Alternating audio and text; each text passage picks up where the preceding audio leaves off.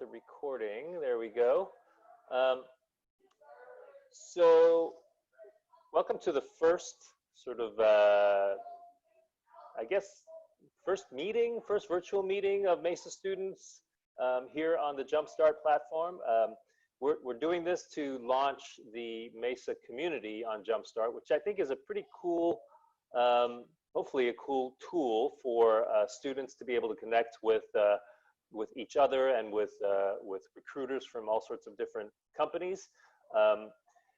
You know, we are doing this as one of the ways. Actually, we'd be doing this anyway, but I think it's especially important now in the age of pandemic, when we aren't able to have real in-person meetings and convenings. We won't be having a live student leadership conference this year, so this is an exciting opportunity for us to get to know each other in a different way. But please bear in mind that this is our first time doing this, and we're also testing out a product that's very new for Jumpstart as well. And so there are going to be glitches along the way, but hopefully all the benefits will outweigh the stumbles that we have. We're going to have stumbles in one way or another, but we're going to work on it to fix it. We're really excited to be partnering with Jumpstart, and Jumpstart is probably a relatively new platform in this field, and our first speaker is going to talk about that a little bit. But they've been the company has been very excited to work with MESA, and we're excited to work with them to build something that we think addresses a very, very important need for MESA students specifically, as well as students across the board. So today we're just going to take a little bit of time to get you introduced to the Jumpstart platform, as well as the community's product. And then we're also going to have a really great presentation from one of our friends at Airbnb. So I'm going to sort of step aside and let Jenna Karamanos get started. She is a VP at Jumpstart. Yeah, I lead our partnerships team. It's so nice to meet you all virtually. I'm super excited to be able to kind of walk you through some of the functionality and how you might all use communities. I lead our work with the companies who we partner with. So we'll be hearing a little bit later from Airbnb. I work with their team to help them think through how they might reach out to students and engage with students as students are considering where they might want to work post-graduation. So that's a little bit about the work that our team does. And I'm not sure if I can share my screen. I will take a pass at it. Before you get started, let me give you one, let's just handle one sort of logistical thing. Students, let's do it. If you have questions, please use the Q&A. I know that there's chat and there's Q&A, but for questions, please you know, put them in the Q&A bin, and we'll try to answer them either in text or live, depending on what the nature of your question is. So there it is. Back to you, Jenna. Perfect. Cool. All right. So is everybody seeing a screen? I will go to the MESA community first. We'll start there. That says MESA on the top and looks like the beautiful group that we all have been invited to. Now that I am sharing, I can't see chat, so I'm going to try to open up chat too. We're going to do all the things. Amazing. Okay. If you can see it, any kind of a positive affirmation in chat would be fantastic. Beautiful. Okay. Awesome. And I'm moving to, I can see now everybody else's chat, so we'll leave space for questions, and hopefully I will have good answers about some of the functionality. So we'll see. Because this is a brand new feature, but some of this is already in existence. So you all have been invited to MESA's community, and there are a couple of announcements from folks on this panel, and I've gone through and hearted this announcement. So I've loved Tom's announcement that the community is open, and I'm going to take a second to write a comment on this and say I'm so excited to be here with you all and add my comment to that thread. And so I think that that is like a useful illustration of just how simple this is. And it probably feels a little bit familiar for those of you who use Reddit or other sort of threaded conversation apps like that, kind of similar to that. So I can imagine that there are some questions out there about like, well, what would we need this for? Or what would we use this for? Because Jumpstart partners directly with a number of companies who are working to find great talent. So we work with about 100 companies today, and that number is growing all the time. There are 8 new companies who we're working with who are onboarding right now to Jumpstart. So we're always adding new partners, which is fantastic. And in addition to your MESA community, which is private to just this group, so that means that the folks who are in this community get to use this space, but there are also a number of publicly available communities on Jumpstart too. So I'll walk you through a couple of those. So my personal favorite is the Ask a Recruiter community. And in this community, my chat is dinging. I'm so sorry. I'm not sure how to mute that. So if you hear dings from me, it just means that I'm paying attention and engaging with what all is happening on the chat. So in Ask a Recruiter, it is exactly what it sounds like. So you'll see other students, potentially peers, or potentially even folks who are in this group who are coming in to ask questions to the 100+ recruiters who are part of the Jumpstart family. So this student is asking, how do I get my applications in front of a hiring recruiter? Can I have my resume critiqued? Like, would somebody, either a student or a recruiter, look at my resume? Or would somebody look at my LinkedIn profile? I've also seen, would somebody look at my Jumpstart profile? So all of those things are like great topics for this forum, and real recruiters are in here giving feedback and also sharing information about events that they might be hosting with their companies. So last Sunday night, I was watching a conversation between a recruiter at Figma and a student who was asking the wise question of, does anybody use paper resumes? Like, what do I need to print my resume and send it anywhere? And she said, no, absolutely not. But those are the types of conversations that happen in here. And there's a few more examples that I'm happy to walk through. Okay, great. So in addition to asking general questions for recruiters, this is also a place to ask process questions for recruiters. So if you are in the middle of an application process, for example, and you want to connect with a real human and get context about either how your peers are moving through that application process, or potentially from the recruiter about how it's going, this is when where a student's asking, how do I know if I've been referred? Like, what is the communication loop for me to know that a referral went through to a company that I'm applying to? And a whole bunch of students got back and answered that question for the student. So either students can respond or recruiters can respond. Anybody in the Jumpstart community can jump in here and share their wisdom. And then this is sort of the third use case that I talked through. We also do see our employer partners come in here and post information about events. So I think that's really cool and is a newer kind of use case. And so today, our partners are posting about their events in this community. In the future, our employer partners will also have their own community page. So if there's a particular company that you're really interested in, we'll talk about Airbnb, for example. You can go and look at Airbnb's company profile page, and you will see any events that they're hosting on that page too. So there's a lot of flexibility here. There are public forums and there are private forums like the MESA community that we're all in. Students can respond to other students, as well as recruiters, or the team at Jumpstart is in here all the time. We use this tool very often, so you might hear from one of us. And those are sort of the big pieces that I have as an overview. If there's anything that's particularly top of mind for anybody, I'm happy to dig in a little deeper. So go ahead and ask questions if that's helpful, or if there's anything else that I should cover, Tom, feel free to point me to that. I'll go back to MESA so we can be in our community together. Cool. I think that's a great sort of overview.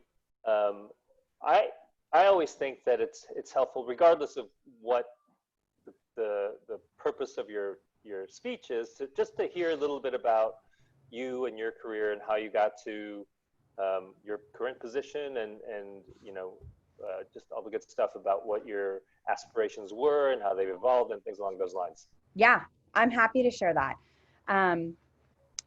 So I started my career in a little bit of an unorthodox way for somebody who's now working in tech. I started as a classroom teacher.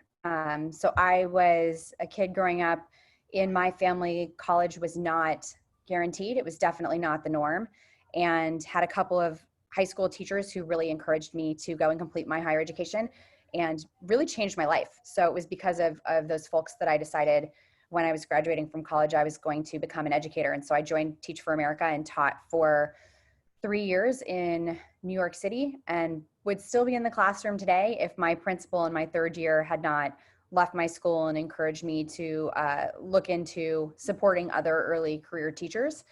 So I did that for a number of years. I worked in the Teach for America nonprofit network, and then I helped, my first startup was actually a nonprofit.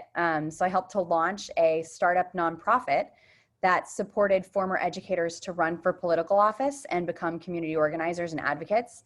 And that was called Leadership for Educational Equity. And I was there for, about 5 years. That was the longest that I've been with a single company, and grew that team from 6 people to 200 people, and went from being a chief of staff, employee number 6, you do everything, to leading the team that worked with our investors and our board of directors and our financial supporters. And then following that, went into education technology and joined a company called Raise Me that maybe some of you might be familiar with, helps students to earn scholarships for college while they're still in high school. And was following that was at a company called Handshake, where I led cross-functional strategy.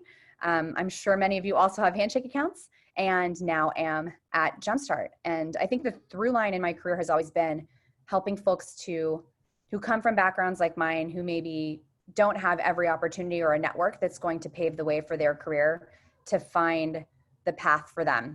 And did that with educators and then with now early career talent, and have loved every minute of it. Wouldn't change a thing. Awesome. It's a really interesting pathway from being a teacher to startup to tech, and then now you're kind of straddling the line a little bit, which is great. Can you talk a little bit about how your sort of sense of purpose in career has evolved as your career has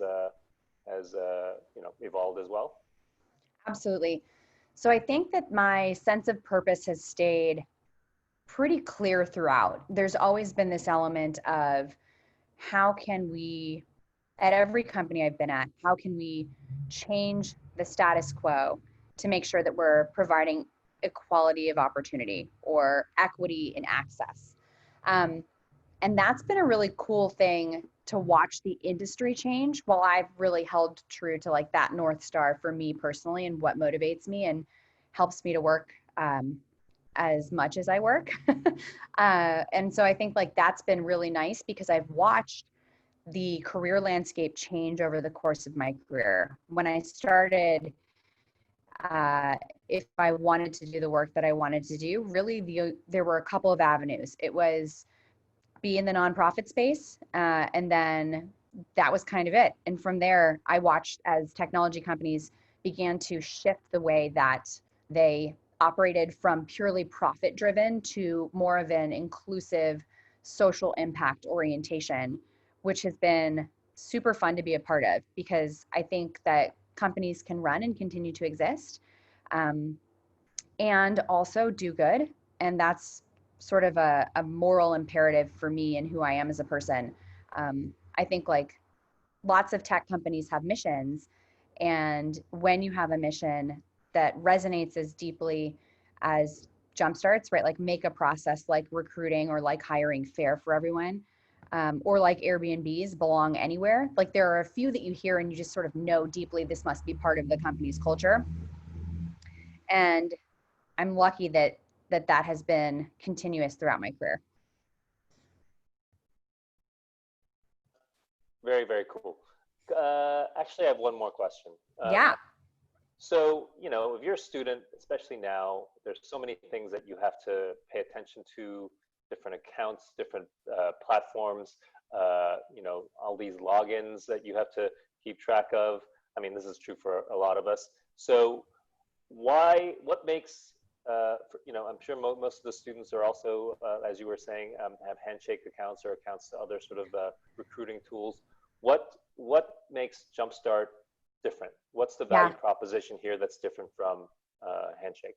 I love that question. So there's a couple of, I think, key pieces. And the first is that two-way communication that's happening between students and recruiters, or between students and students. And that peer-to-peer communication was something that a number of us at Handshake really wanted to see as part of the product, but it didn't exist when I transitioned to join this company. So that's one piece. And then I think there's a foundational element about the companies that we partner with and the way that Jumpstart profiles are built that gives more, I want to say, ownership to the student, where we're asking you, like, what parts of your identity do you want to bring to the job search? So for me, there wouldn't have been a really good way for me to indicate that I had had one internship and that I had worked most of the way through my university experience. I think like there is a different,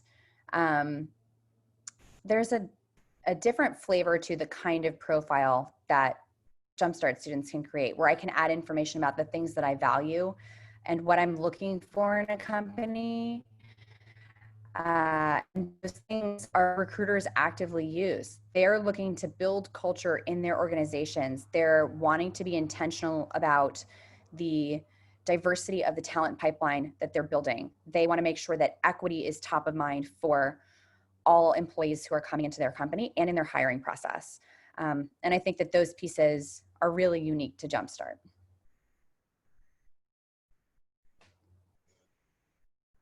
Okay, now I'm unmuted.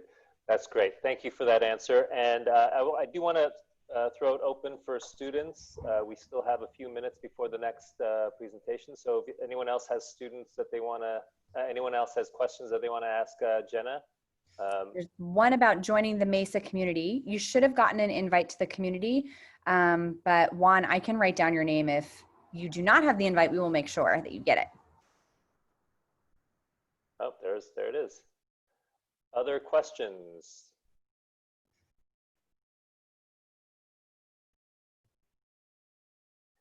I actually have another question. What are some aspects of what are some features for community that, I mean, is community a finished product? Is it what it's going to be? Or can you give us a hint as to what future directions you guys want to take it in? Yeah, definitely. So I think there is a term in technology where we talk about product-led growth, and that's where product and design and the way that something's put together drives the growth of the company. I think that the way that Jumpstart works is a little bit different. We rely a lot on our partners. So we think internally about partner-led growth, or how partners or users give feedback. So this is the very first iteration of this tool, and I think we're going to watch how folks are utilizing it and then see how it will evolve from there. But some of the ideas that I've heard about that I think are so cool are a number of our partner companies. So think like NerdWallet, and there's a handful of others. Credit Karma are using this community's functionality to engage former interns. So they'll build a private community that looks a lot like the MESA community for people who have interned at their companies. So that's a place where you all can go and continue to maintain relationship with recruiters at companies you've interned with potentially. So that's super cool. And then there are also some really interesting ones that I think could be coming up that are around inclusion at companies. So imagine if you're talking to a company and they're bringing in a representative, like the person who leads their employee resource group for I don't know, their Latinx community members. So that's a unique like AMA environment inside of a community that could be run with somebody who some of us share background with at a specific company. So that's a great way to ask like really targeted questions about what that company's culture is. So those are two of the things that we are going to see on the horizon. And then beyond that, I am waiting to be surprised by the innovation that happens from both our student users and from the companies that we work with. Thank you very much. That's really exciting to hear. So, oh, looks like we got a question.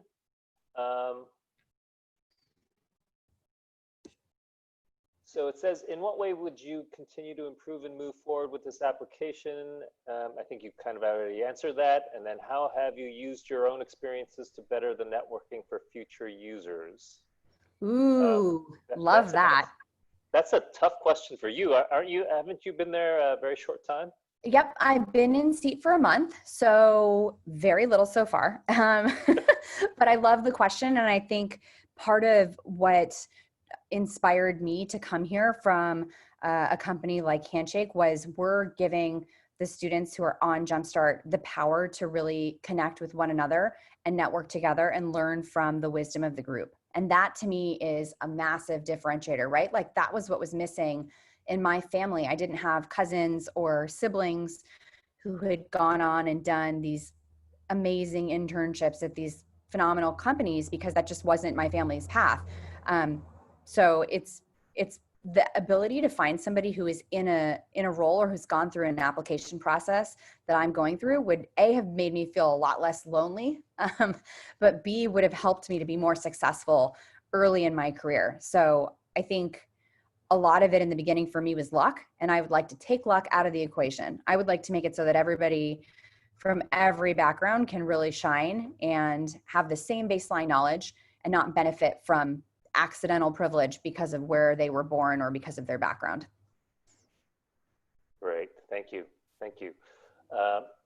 So I think we're gonna give Jenna a quick or extensive virtual round of applause, and thank you for sharing your not only your product but also your experience and and some of your core values with us.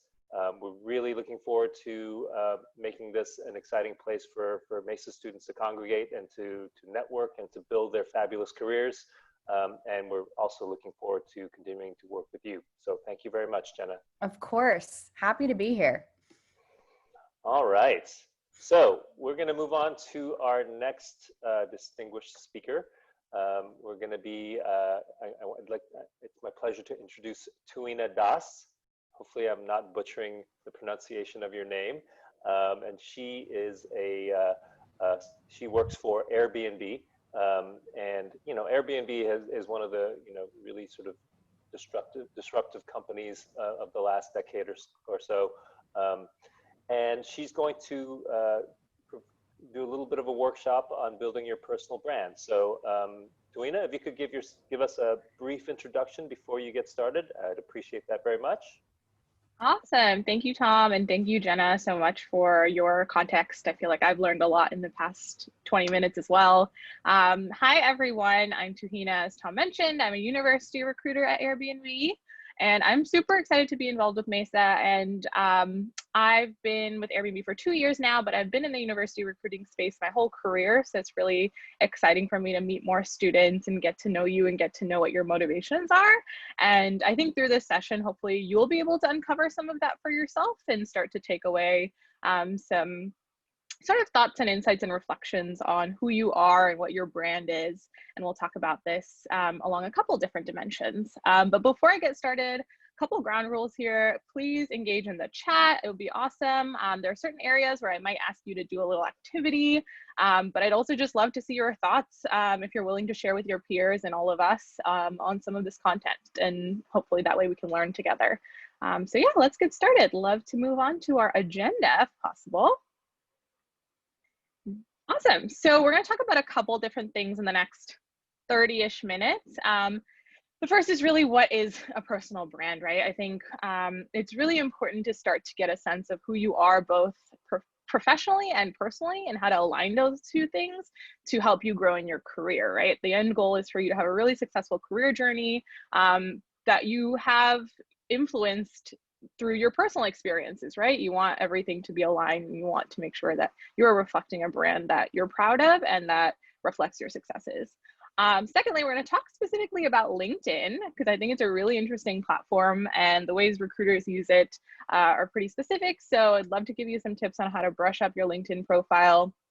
And I'll mention some other tools to keep in mind as well, including Jumpstart, which is exciting. Third, I want to talk a little bit about the resume. I think the resume is such an interesting signal of our brand, right? Oftentimes in a job search, it feels like the most important document, but I want to sort of demystify the resume a little bit and talk about things you can do to set yourself up for success. Next, we're going to talk about telling your story. What does it mean to build a narrative around who you are and share that with other people professionally?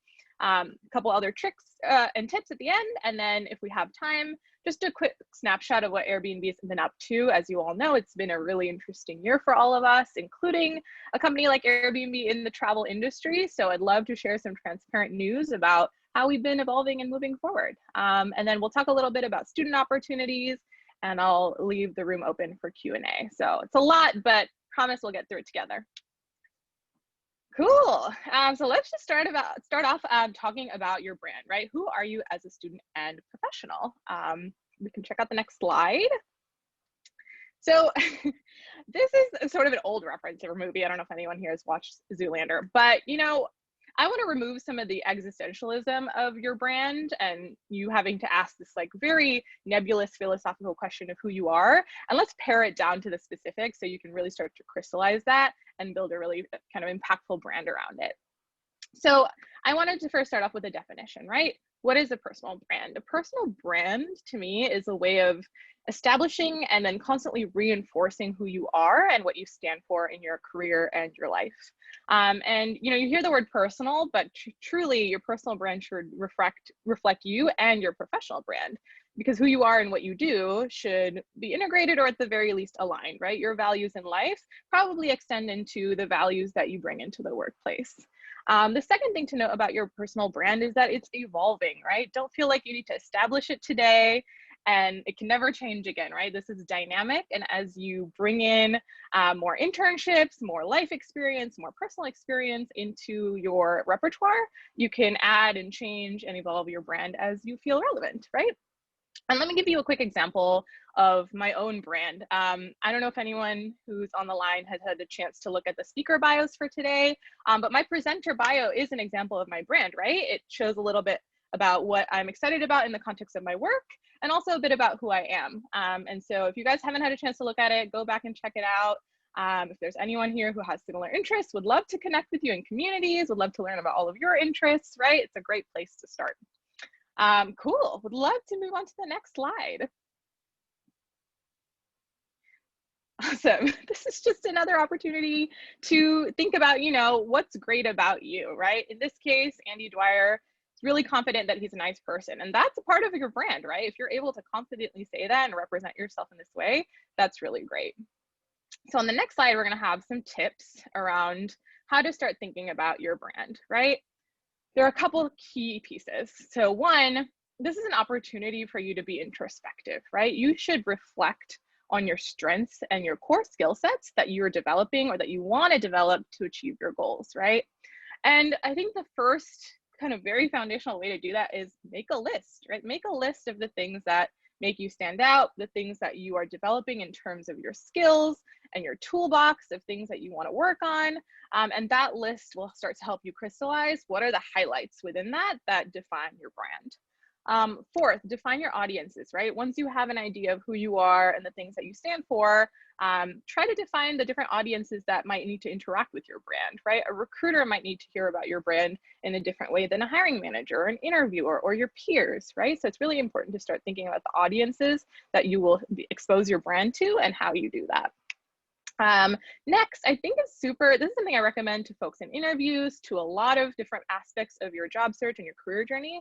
But I think it's really important to find 2 to 3 crystallized examples of who you are, the experiences that you've had that showcase your skill sets, and build a narrative around that, right? Instead of trying to look at your entire breadth and body of work and trying to distill all of that down into a brand or, you know, an answer to tell me about yourself, pick a couple things that really showcase different aspects of your brand so that you always have that in your back pocket and you can refer to those examples when you're in a setting where you're talking to someone about your brand or talking to someone about your accomplishments.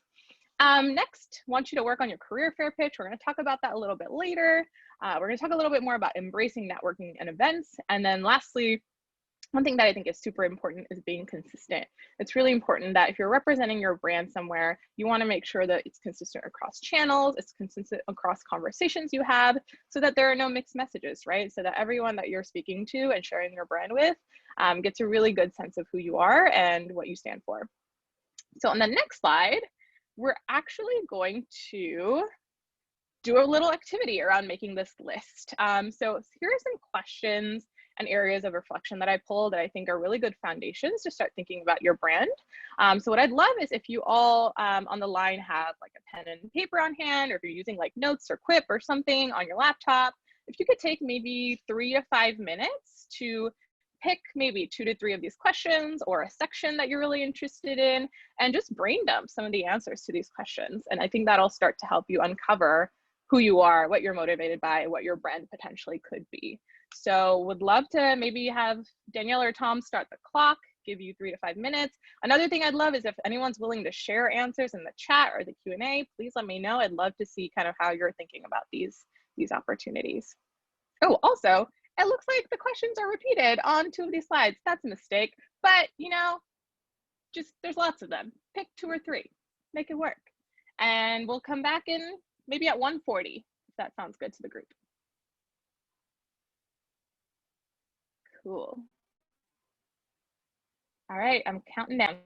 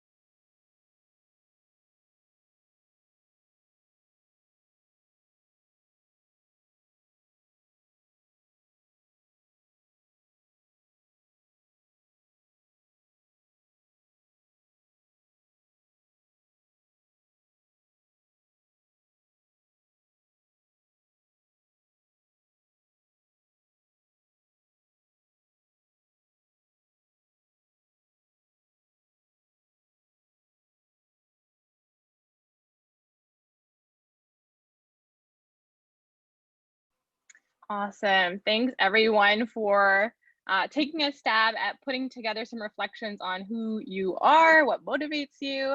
I saw some really great responses in the chat around being really ambitious towards your goals and working hard, you know, being able to spend hours on creative projects and being really energized by those things. Does anyone else have anything they want to share? Maybe a value that you really look towards as your North Star, or anything else? Cool. All right, so let's move on. I encourage all of you to continue sort of noodling on these things as you evolve your brand. But one thing to think about is after you have all of this on paper and you've kind of thought through these questions and been able to uncover these things about yourself, you can start to build sort of a personal value proposition statement, right? This sort of kind of crystallizes the key things and the key traits that you want to exhibit in the rest of your brand. And that value proposition can sort of build a clear picture of who you are as a person, as an employee, as a colleague across all of your channels, right? And so I, again, can continue to emphasize that you should be reflecting on these things as you move through your college journey, right? Today, your brand might be something. Today, you're motivated by something, and 2 years down the road, it might be something else. So these kinds of things are really important to check in on for yourself and really help you grow. So let's now talk about LinkedIn. Happy to go on to the next slide about tips. But one thing I find that many students do these days is that they actually bypass LinkedIn completely, or they deprioritize it in favor of putting their profiles on other platforms. I think it's really important to be present on other platforms, Jumpstart included. But LinkedIn, I think, is a pretty crucial tool for getting your information in front of recruiters. Not because we're always looking to it as a source of truth, but a lot of the times we use it to confirm or corroborate information we see elsewhere, or use it as a way to access your profile to be able to reach out to you if we don't easily have your contact information. And so I think it's really important to take these tips and sort of start to bolster your LinkedIn presence, even if you're early on in your career journey. So a couple of things that I suggest, if you're comfortable using a photo of some sort, is really nice. So that shows that your profile is legitimate. Again, that's like a comfort level thing, but a lot of times there are profiles that pop up that are scams. So it's really important to look legitimate and show an employer that you're professional and that you have sort of your profile filled out, starting with your photo. Secondly, I think it is really important to complete the main profile sections, right? If you go on LinkedIn, you'll see a summary area, an area to put your work experience, potentially education. I think to the extent that's possible, it's really great to complete those so that you give as clear of a picture of your highlights to recruiters and hiring managers and interviewers as you can. Third, focus on key skills. So recruiters and others will actually often search the keywords that are related to the roles they're trying to fill, right? If a recruiter is looking for a software engineering intern, they're going to look for specific things in your headline or summary or job description or work experience descriptions that say that you've worked on specific languages, that say that you've worked in a specific tech stack, right? And these types of things are really nice to highlight on your profile so that you are easily exposed to the right recruiters when you're looking for opportunities. Fourth, this is really important. I think it's really important to map your experience on LinkedIn directly to what's on your resume, right? Again, we talked about your brand being consistent across channels. So your LinkedIn is an opportunity for, again, you to pick out the highlights of your resume and signal it to folks that might be coming across your profile to really showcase your accomplishments. The second thing I will say on that, though, is please be concise. I often see LinkedIn profiles that are copy pastes of people's resumes. Your LinkedIn doesn't need to be your full body of work, but I think the highlights are really important to reflect so that for recruiters going on there to corroborate what they see on your resume, they have the information they need right at the tip of their fingers. Next, I think it's really important to quantify your accomplishments to the extent possible, right? Saying that you're, for example, results oriented isn't not nearly as effective as kind of presenting your actual results, right? And that's something we're going to talk about on the resume as well. But whether it's, you know, a number of articles you've written or deals you've closed or internships you've had, like that's really great to see. And then next, ask for endorsement. So LinkedIn's really cool in that you can put down your skills and have other people share that they endorse you for that skill. They think you're good at it. They've worked with you in a context in which they've seen you excel in that skill. So ask people to do that for you. Ask people to write you recommendations. This is a really nice way for recruiters and others to bubble up your key skill sets and match those to the role that they're recruiting for. So let's say you're really good at Python, or you've worked extensively in Ruby on Rails. Make sure that you put that on your LinkedIn profile and have folks that have worked with you that can vouch for you endorse you so that we can see those as highlights. And then lastly, I think, again, this is an area around comfort, but if you're engaging with the platform, it's really cool to be able to comment for reach. So if there are folks that you admire that are posting on LinkedIn, I think it's really awesome to engage with their content so that you are visible in those areas and not just on your profile. So that's something to think about if you're excited about engaging with all of the different articles and posts on LinkedIn. I encourage you to do it without hesitation. Awesome.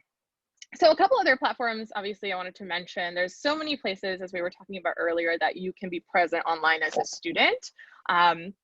But my main takeaway is, depending on your goals, right? If you're in a job search, or if you're looking for a particular opportunity, let's say you're looking for an internship, or you're starting a co-op search, it's really important to be present, right? My main takeaway is add your resume and your contact information in the areas that it's possible to do so, and engage to the extent that you can, right? These are places where recruiters are constantly digging for information.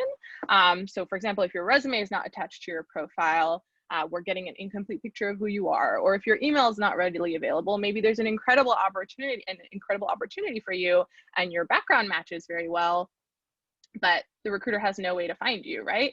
In that case, go back to our earlier point, really great to have a really nice LinkedIn profile so the recruiter can message you there. So it's really important to be consistent and find the opportunities in which you can engage with these platforms to the extent that you are able. Cool. All right, let's move on to the resume piece of your brand. So resumes can be daunting. I would say that as a recruiter in my career, I still struggle with sitting down and fluffing up my resume, editing it when I have new accomplishments. But I think it is such a key tool, right? And such a key signal to folks as to who you are and what you've done and what your brand is, that this is a really important thing to continue thinking about as you move along in your journey. So, there are certain things that I recommend for your resume. You can say things like you crushed it, you did a really cool job at your last internship. But I think what we're going to talk about more in our next slide is specificity, right? Let's get more specific than I crushed it, even though you probably did, right? Let's talk about how you did that. Cool. So let's talk about focusing on impact when you are putting together your resume, right? And I want to caveat this slide by saying, if you're early on in your career, if you're a freshman, if you're a sophomore, don't feel like you need to have the perfect resume that's filled out end to end right now, right? And resume, along with your brand, is a dynamic, evolving document that grows as you grow with your experience, right? So don't worry. These are just some tips to sort of ground you, but there's always room for improvement, right? Couple things to start off with: logistics. I personally believe that if you are not a PhD, or if you don't have 10+ years of experience, your resume really should be one page. For context for students, right?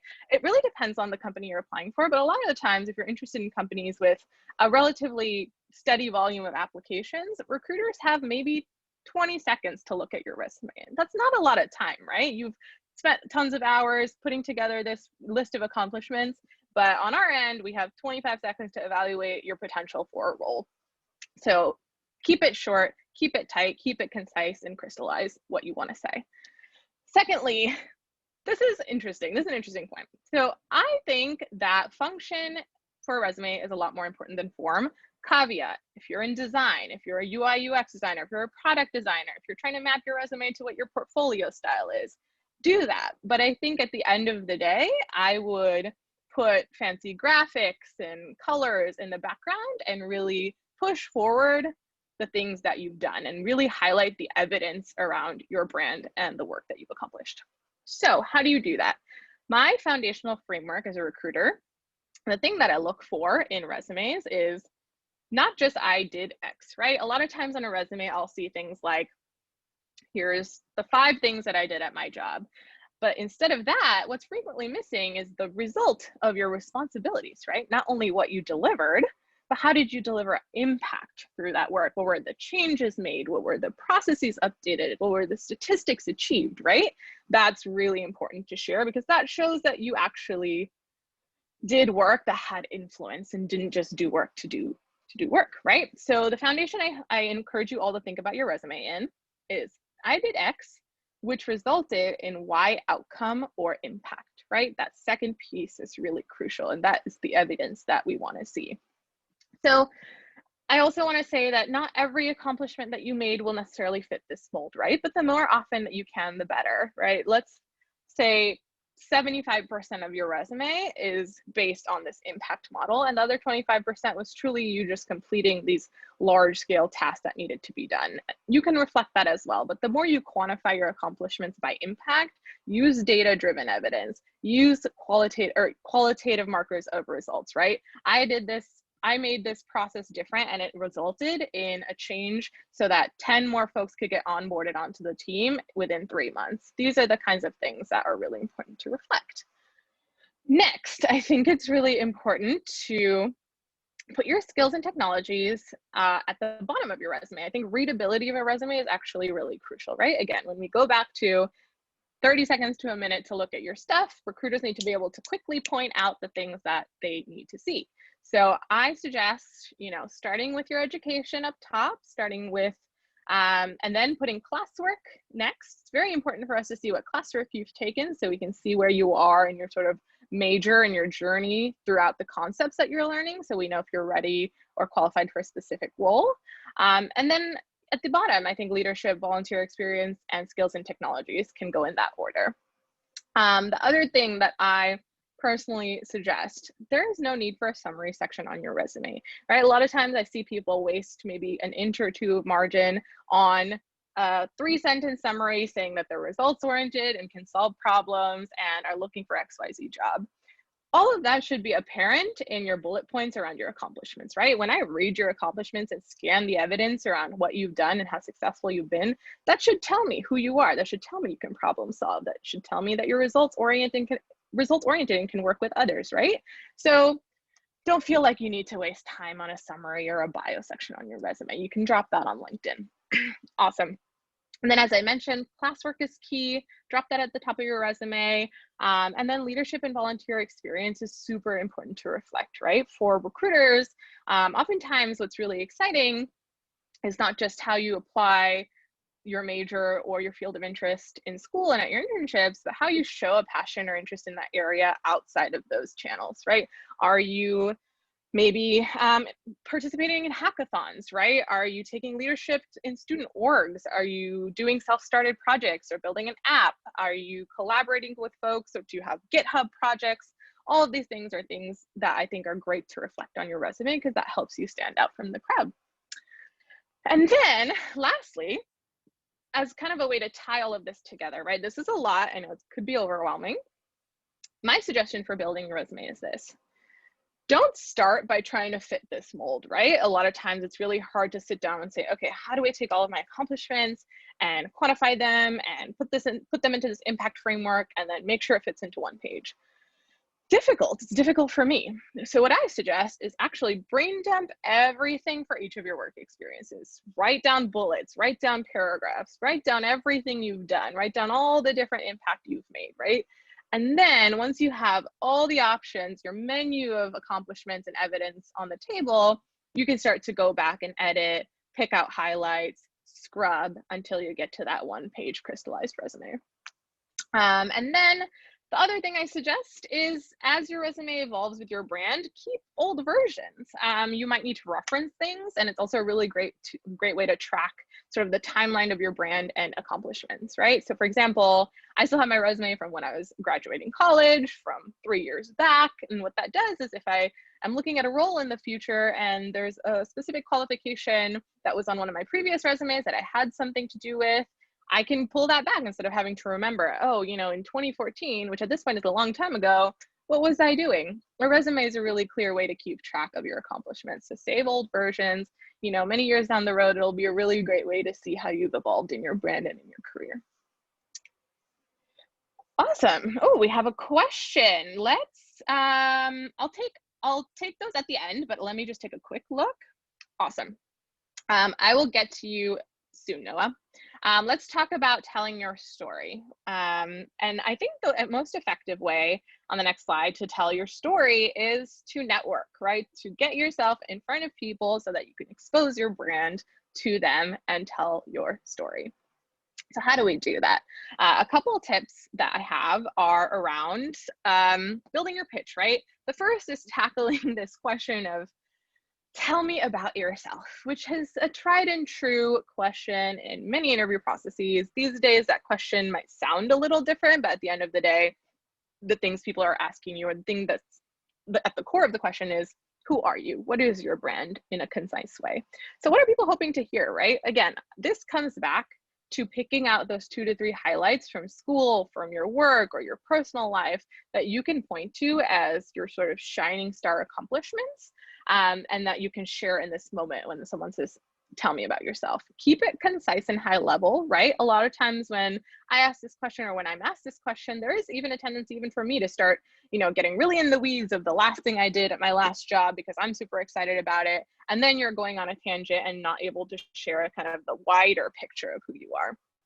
So an example, I would say, off the top of my head, right? If someone asked me, tell me about yourself, I could say, hey, I'm Tuhina. I've been a university recruiter at Airbnb for 2 years. At Airbnb, I've really been invested in developing programs like technical boot camps that really help up-level students' knowledge of the tech stack so that they can be successful in Airbnb in the industry. At my past job, I was focused on operations and systems for helping retain and hire some really incredible people into the company.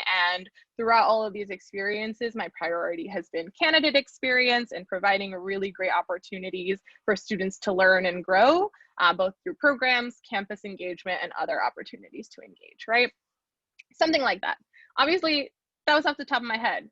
You know how it would have been better is if I rehearsed. So my next point is phone a friend, right? Find someone, find a peer, find a mentor, find someone that you can share your pitch with and build that feedback loop, right? Try to pretend like you're in a role play situation, that you're in an interview or you're at a career fair, and try to go through your pitch. Give yourself 2 to 3 minutes on the clock, see how it goes. Then that person can give you feedback. Then you can switch, right? These are the kinds of things that I think are really important. And of course, my pitch just now is pretty short for the sake of time, but I think giving yourself maybe 2 minutes, 3 minutes to tell that story is more than enough. And lastly, put your pitch to practice, right? It's all well and good if you've spent countless hours developing the perfect 2-minute spiel about yourself, but if you're not able to practice it, then you don't know what you can evolve, right? You don't know how people are responding to your brand. You're not getting any sort of real life feedback. So go to career fairs, in this new world that we have, go to virtual events. The fact that you're even here today is huge, right? You are taking the time to start learning about these things so that the next time you appear in front of a recruiter or hiring manager, you have more tools in your arsenal. So definitely practice, practice, practice. And don't be afraid to slip up. Don't be afraid to, again, evolve the way you talk about your brand, evolve your pitch as you start to see what's working for specific audiences, right? So definitely keep that in mind. All right, some final tips and tricks are on the next slide. This is just a way to round out some of the stuff we talked about and a couple other things. How to stand out in a crowd, right? The first thing is just around cover letters. So this is a moment for a real talk from me. You're gonna have to write cover letters in your career at some point, but my tried and true opinion is write them only if it's required. So if there's an application you're filling out and there's an asterisk on the cover letter, meaning you can't continue unless the cover letter is filled out, of course, write the cover letter, you have to. But if it's optional, and if you're not interviewing for a startup that has a very, very niche role or some other company where you're really just trying to get your skill set to fit exactly into the role they're looking for, don't need to write a cover letter, right? Again, volume is key. Recruiters don't have as much time. We need to see a really great resume, and I'd rather you spend your time and energy building that incredible resume over writing cover letters. But if you feel compelled to write a cover letter, if you feel compelled to have a template on hand, which I think is always great for anything, keep it short and sweet, right? Cover letters to me are max 2 paragraphs that again highlights your key accomplishments. Don't need a page, don't need a page and a half. The shorter, the better. Awesome. Second, create a GitHub profile. If you're in a technical opportunity or a technical field, that's a great way to signal to interviewers and other technical folks what you've worked on, right? An interviewer can jump into your GitHub profile 30 minutes before you're chatting, and that's a great way for them to understand who you are and what work that you've done, and that can start to contextualize for them sort of your skill set and how much of a fit you would be for that company, which is awesome. Third, we talked about consistency. Again, keep your accomplishments consistent across platforms. But second to that is audit your online presence, right? In this day and age, again, it's easy to find ourselves on a variety of platforms. It's easy to forget what platforms we're on, or it's easy to forget that people have access to places where we are interacting, right? So if you have a Twitter and you don't want recruiters to see it, or you do, make sure that it's audited, right? Make sure it's public if you're posting a lot about your skills or retweeting TechCrunch. And if you want to show that you're engaging in that way, you can do that. But make sure that you know where you exist online, and you can sort of toggle the controls on who you want to have access to that information and who you don't. Next, cold reach outs. Okay, so this is really important to me as a recruiter, so I'd love to share a little bit more with you all. I oftentimes, obviously, get hundreds and hundreds of emails from students on LinkedIn, or actually through my Airbnb email to folks that I might not have given them my email. So I appreciate the hustle. So a lot of folks find me through various channels or assume what my email is. Super cool. If you're going to email a recruiter, which I absolutely think you should do, right? First of all, yes, get in touch with recruiters, be proactive. Don't take no for an answer, or just try if you find someone that you think you want to talk to or that could give you access to opportunities, right?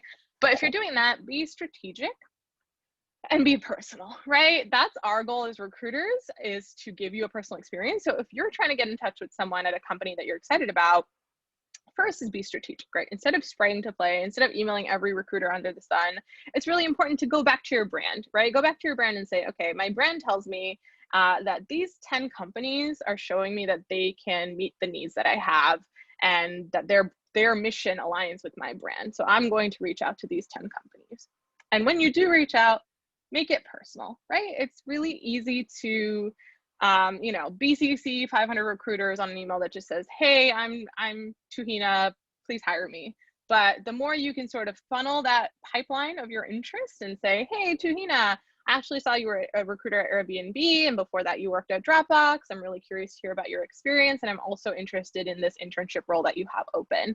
Let me know if you can check out my application.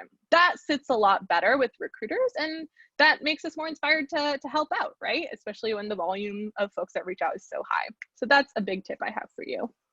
Next, make a list of people you admire. I think the beauty of the internet, the beauty of this access we have as a world now, is that everyone is accessible in the way that they interact with content, with the world. So if there are certain folks in the industry that you admire, whether it's an engineer, whether it's a designer, whether it's a leader, whether it's a CEO, whether it's someone in nonprofit, find where they kind of have curated their brand online, right? And watch them and listen to them for notes. Look at who they're interacting with, see what they're posting, see which articles they're retweeting, kind of absorb the information that they're putting out there, and use that to help you build your brand, help you build your kind of repertoire of tools, help you build your knowledge, right? That's a really important way that we can grow, is by looking at our peers, our mentors, and our leaders in the community. And lastly, I think it's super important to believe in yourself, right? I think, especially in this world where I super feel for all of you students, because things have just been turned upside down. But at the end of the day, I think when you develop your brand, it's an opportunity to say, here is who I am, and this is valuable, right? And you can add value. There's so many places in this world and companies that you're going to add value. So believe in your brand, believe in yourself, use that as a signal and a driving force for your career, and be able to share that you've done all these incredible things, and this is why you'd be a good fit for roles. So sometimes easier said than done. I think we're all on our personal journeys regarding that, but know that you have skill sets to offer, that you have interests in certain areas that you can share with others. And that's, something you can carry with you throughout your experience.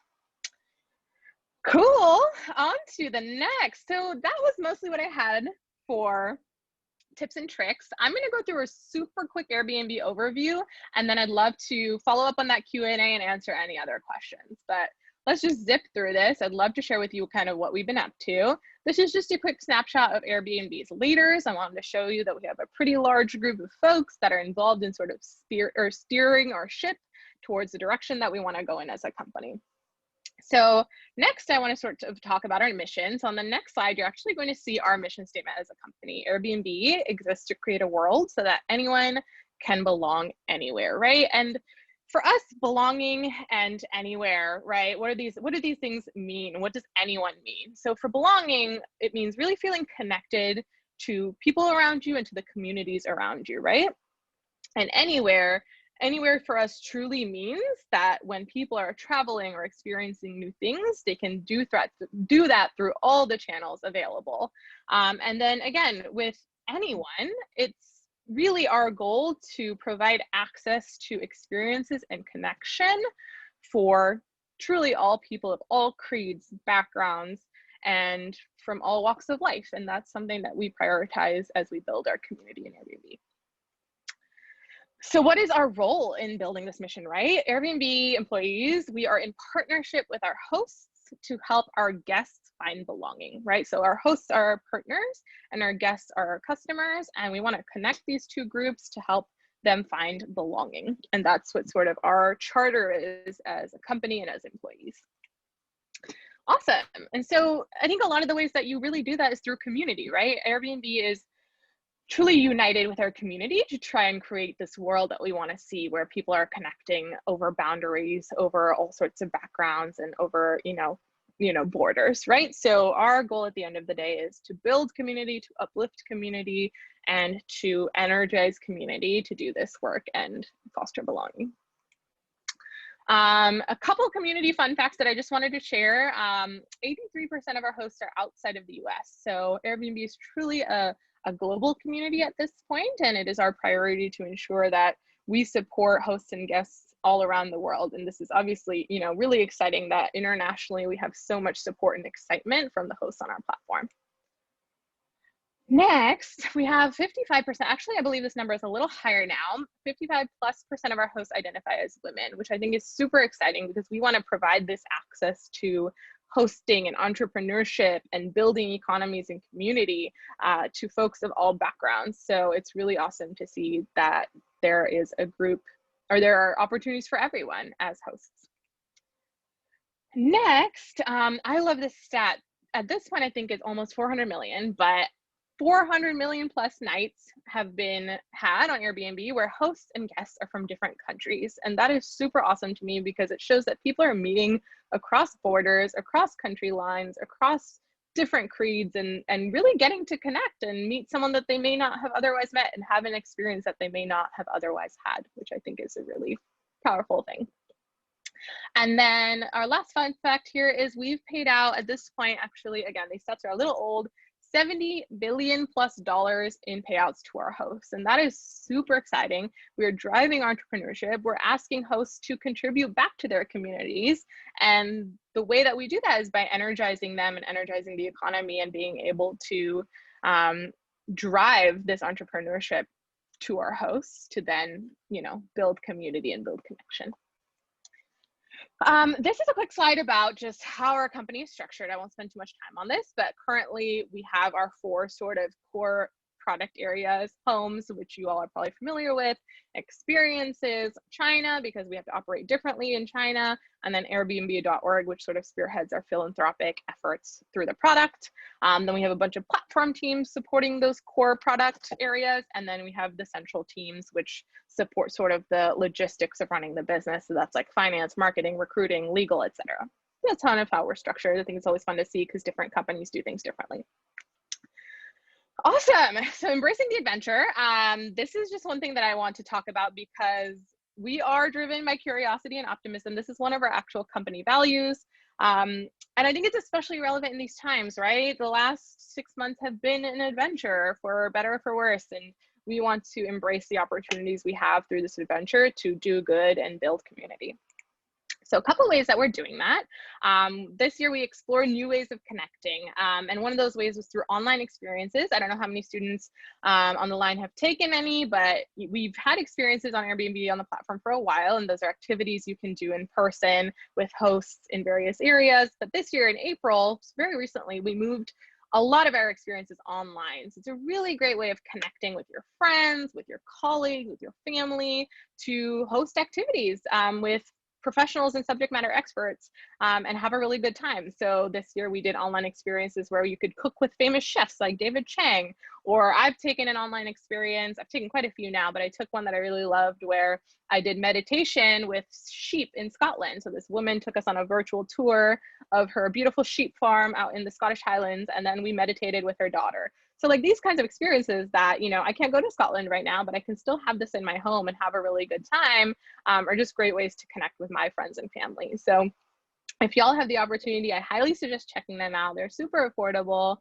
There's something for everyone. So definitely go on there and check out how you can connect virtually with your friends. And the last thing I wanted to talk about is open homes. Open homes is actually a super exciting part of Airbnb. So on the next slide, you're going to see sort of our nonprofit partners, and I'll talk a little bit more about what Open Homes is, but we partner with a lot of incredible nonprofit organizations around the world to help us drive our mission of using our product for good through Open Homes. So on the next slide, you're going to see that the Open Home program extends Airbnb's core product to serve those in need. So what does that mean?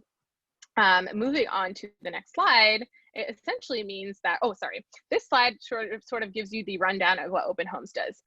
We help disaster evacuees, we help medical and frontline workers, relief workers, medical patients, and refugees by providing essentially free housing during humanitarian crises, right? So this program began with disaster response. And if you go to the next slide, it basically meant that we initially were providing free housing during disasters, right? Whether it was the bushfires in Tasmania or flooding in a certain part of the world or something similar, we wanted to activate free housing so that folks who were in need, who were evacuating, could have somewhere safe to shelter while they were getting back on their feet. And on the next slide, we've since developed more causes for housing, right? Like we mentioned, if you click through, then you'll see one of the things that we did this year is we really focused on 2020 frontline stays. What that means is we activated open homes for folks who needed housing if they were a relief worker or a first responder through the COVID-19 crisis. So over 200,000 places to stay were activated. And by activated, what I mean is our host community actually decides to opt in to house to open up their homes for free for these programs during the period that we're activating open homes. So if you are a host already, you can activate free housing. If you've never housed anyone before, but you think this is a really great time to support the community, you can activate a free space in your house. And that's what we started earlier this year. And over 100,000 nights have been booked by frontline workers so that they can stay safe if they're working in a hospital, if they're working on the ground or in the field. And we've partnered with over 40 government and healthcare partners around the globe to really extend this opportunity to areas of need as we all work through this crisis together. Awesome. And so, you know, we are kind of serving the needs right now for free stays, but a couple other areas that we're also looking into, if you click through, are discounted stays. You know, what is the opportunity outside of these crisis moments where we can start to intake folks that are in need and provide the opportunity for discounts so that they also have the ability to access Airbnb. The third is donations. We actually did roll out donations for the first time this year through Open Homes, and you were able to donate to frontline responders if you weren't able to activate your house. So any one of you had the opportunity to do that, and we're going to continue providing ways for our hosts and our guests to be able to donate through our platform to communities in need. Awesome. And then this last slide is, I just want to highlight a couple of things that we've been up to this year and beyond in some of our priorities. The first was a Superhost Relief Fund. So Superhost on the platform of folks who've been hosting for a specific amount of time and who have been sort of flagged as sort of, you know, torchbearers of the host community. And we, as a company, developed a relief fund to help them through this economic crisis. Our founders donated, employees donated our travel credits to this fund. And so we really want to make sure we're taking care of our hosts. Second, to take care of our guests, we rolled out an enhanced cleaning protocol so that if you're traveling as a guest, you can opt into Airbnb listings that have themselves opted into cleaning their house at a standard that we've developed with the CDC and other medical partners and leaders in healthcare, so that you have peace of mind if you're using Airbnb during this time. Third, fighting discrimination, making Airbnb more diverse. This is actually a really interesting point for us. I don't know if anyone who's a user has seen the emails come through, but we just started a project called Project Lighthouse, and it is our sort of energy around trying to proactively address discrimination on our platform and block it before it happens instead of being reactive. So we're putting together a lot of mechanisms to be able to flag things before it happens so that we can address these pain points and make Airbnb more accessible for everyone across backgrounds. Next, we are committing to belonging in all communities. We had a really active Pride Month recently. We raised thousands of dollars for a number of charities through the Pride group at Airbnb. We made a public statement on DACA and added our name to the briefings around supporting students who are here and trying to do amazing work in their careers and their school journeys. And then, we are really, as a company right now, trying to take action around anti-racism and allyship. So the ways that we've done that are multifold. We are bringing in leading experts in the industry around these topics and having conversations with them instead of trying to assume that we know everything internally. We, as a company, worked with Pharrell Williams to make Juneteenth a national holiday starting next year. We have also, as employees, received time off that's separate from our normal paid time off to attend protests and support movements for justice, which I think has been really awesome, that we have not been dinged negatively if we want to take time off during the workday to go support the BLM movement or protests or just areas in which we find that we want to exercise our civic duty and our voice. So that's been really awesome. Our Blackout resource group has been developing incredible anti-racism and allyship guides. If you, again, are an Airbnb user, we actually send that out to our entire user community and host community. So if anyone's found anything interesting in there, I highly encourage you to check that out, but I'll share all of those resources after today as well, so that we can continue to grow together. And with that, I think I had one last thing around opportunities for students. I did want to mention really quickly what's going on at Airbnb. Sorry, I jumped ahead of the gun. But as you all know, again, Airbnb has been struck by the force of COVID-19 and the industry. And we are all still grateful to be here and to be able to support communities. But what that has done is changed the nature of our business. So at this time, we're not hiring any technical folks into roles in 2021. So we're not hiring new grads or new interns for 2021 on the technical side. For non-technical roles, we'll kick off those conversations in the spring.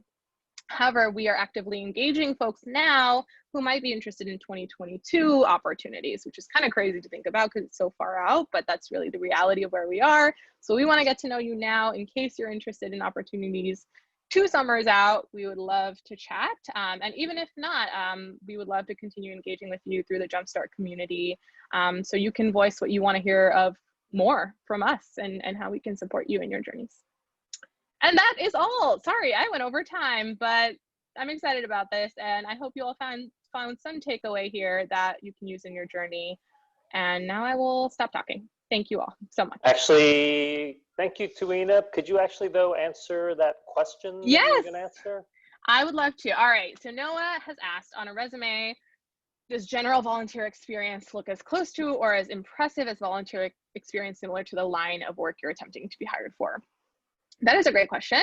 I would say that, depending on the amount of volunteer experience you've had the opportunity to have, if you find that it's relevant in showcasing your leadership skills or your skills in supporting your community, I say reflect that, despite what field it relates to or whether or not it's directly aligned with, your computer science major or whatever. If you've, let's say, volunteered in your community for 10 years, or if you've taken on a leadership role, that is just as exciting, because I think it's important to know for us that students are getting involved in their communities in a really impactful, meaningful way, right? I wouldn't put, if it's something simple or if it's something that, you worked on with 100 other people and it didn't have some sort of lasting impact, unless it's related to your field, I would really focus on areas that you volunteered in where you really felt like you made an influence and an impact and had the opportunity to grow.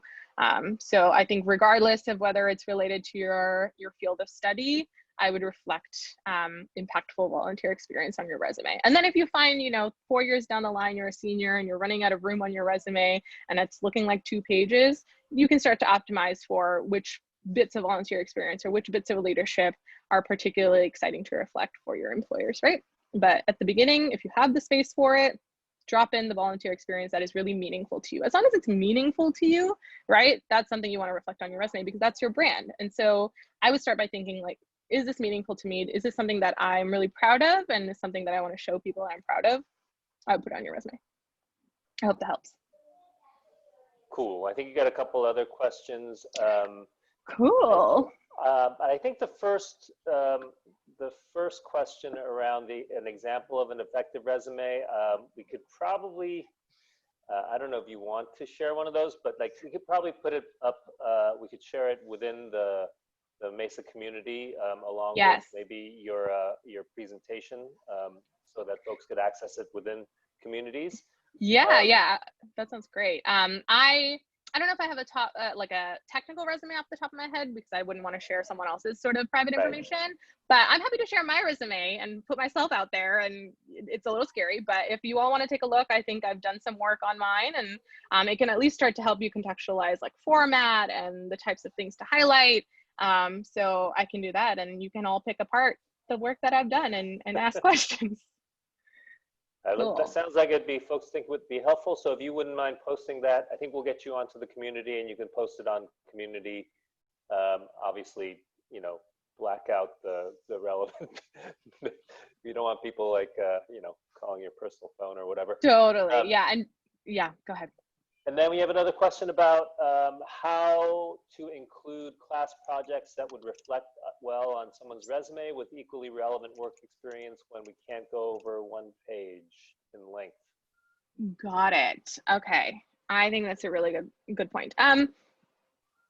Really interesting piece that you've brought up around class projects. So I suggest that unless you did something particularly like a stretch, you did some sort of stretch work on a class project, I don't think it's as important to reflect class projects on your resume, because to me, if I know a school well and I know that everyone in the Intro to Algorithms class has to do this like specific project, it doesn't show me that you're that different from another candidate from that school, right? Because I know now that everyone has to do this. This is a requirement of the class to get a grade, so it's not as exciting as me seeing your work experience. So I would say if you're running out of room, prioritize your work experience, your leadership experience, and your volunteer experience. If you have class projects that you're able to share, put it on GitHub, right? Put it in your profile, put it somewhere where we can still access it, but it's linked away from your resume so that if we want to know more about what you did or how you did it, we still have that. So I would do that. Okay. And yes, I would leave early if you need to. Gabriel, go to class. Good luck. Awesome. That's a pretty sound answer. Unless there are other questions for Tuina, we want to give her a big round of applause for sharing, again, her wisdom and her experience as a recruiter. Do we have any more questions? I think we're good. So thank you very much. It was a pleasure to have you with us on this launch. Yeah. Looks like, oh, Danielle's, yeah, there we go. All right. Thank you. And I do have a few sort of like internal, well, not internal, but like some logistical points to point out about this community. So for the MESA students, if you look at, you should all be now members of the MESA community. And if you go there, you'll see there are 4 different topic areas. There's a place for announcements. There's also a place for alumni, because we're going to have recent alumni and even older alumni as a part of the MESA community as well. So, MESA alums who are looking to provide mentorship, or if you're looking for an alum who's going to, to potentially be a mentor or provide some advice, that would be a place to go. We also are going to have a place for job and internship opportunities, and we've definitely been approached by many companies to do this. Even some companies that are not currently on Jumpstart are excited to jump in on Jumpstart because they want to be able to communicate with MESA students like yourselves. And then we also have a topic area for just general questions to the MESA community. So that's where you could post questions to me at the state and other folks at the statewide office, or you could just post it to other students to get a sense of what their experience is like, to compare to your own experience on your own campus. So this is one of the reasons why we are so excited to partner with Jumpstart in that, unlike Handshake, this is Jumpstart is not a campus-specific platform. So I think it's unique in the allowing students not only to communicate with each other within your campus, but you can also communicate with students across campuses, across different universities. And we are a multi-campus program, so it makes sense that we would be excited to be here. So I wanted to make a couple announcements about our annual Student Leadership Conference. We usually do this live, obviously, in the fall, but this year, for obvious reasons, we're going to be doing our Student Leadership Conference virtually. It's going to happen in November, so it should be past the dates where some of the other sort of engineering organizations have their national conferences and so forth. So our Student Leadership Conference, our virtual conference, is going to be happening on November 6th and November 13th. Those are Fridays, right? We're still working on some workshops to get online, but we are definitely going to have multiple recruiter panels, and I'm assuming that Tuhina will be a part of one of those as well. And we're going to have multiple alumni panels as well as workshops as well. There should, looks like there's a question. Yeah, so there should be 3 time slots per Friday, and you guys will all have the option of choosing which session to join in. So Friday the 6th, Friday the 13th, I think our first workshops will happen on at around 10 o'clock. It'll be like 10, 12, and 2, somewhere around there for the workshops. The workshops themselves will be not too long because I think we're all getting a virtual conference fatigue. So we want to make sure that it's short to the point and that it engages you and doesn't lose your interest. Additionally, we're going to have a so when we have the conference all set to go, we will be advertising it here, and you must be on Jumpstart to be able to participate in the Student Leadership Conference. And then on a third Friday, November 20th, we'll be doing our mock interviews. So the main body of the conference is accessible to whomever is in the MESA community. We're going to do mock interviews with a smaller number because it really depends on how many volunteers we get to conduct those interviews. And we'll be conducting them on Zoom. What we'll do is convene everybody, the interviewers and the students together to set some ground rules and define the parameters.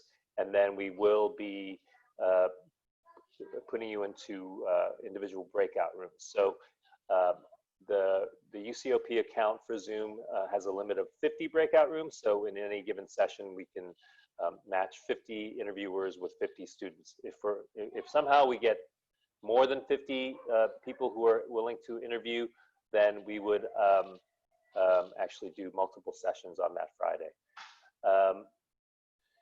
Let's see. Is there anything I'm missing, Danielle, that you wanted me to hit? No, I think you covered everything. Okay, so I just wanted to reinforce how much we appreciate both Jenna and Tuina making time to present and communicate with our students. We are so excited to be launching this new experience for us. It's very interesting to hear Tuhina's talk about building a personal brand, and makes me, it immediately made me think of just signing on to Jumpstart. You know, when you're building that profile, it's a lot of those questions are the same as the questions that Tuhina was asking about. So you can see that there's an alignment here that you know, when you say building a personal brand, it sounds very like, it can sound like you're using some jargon, but really what we're asking you to be more intentional about how you present yourself to the public, right? What is the professional reputation that you want to develop? Because, you know, that's how you want to connect with your peers. That's how you want to connect to your next job.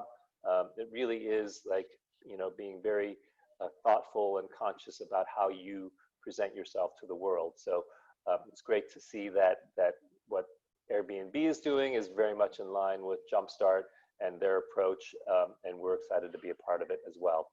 I would love for anyone else to, well, are there any last minute questions from students or comments from our panelists? We good? Thanks for having us. All right. Not too bad for our first go around.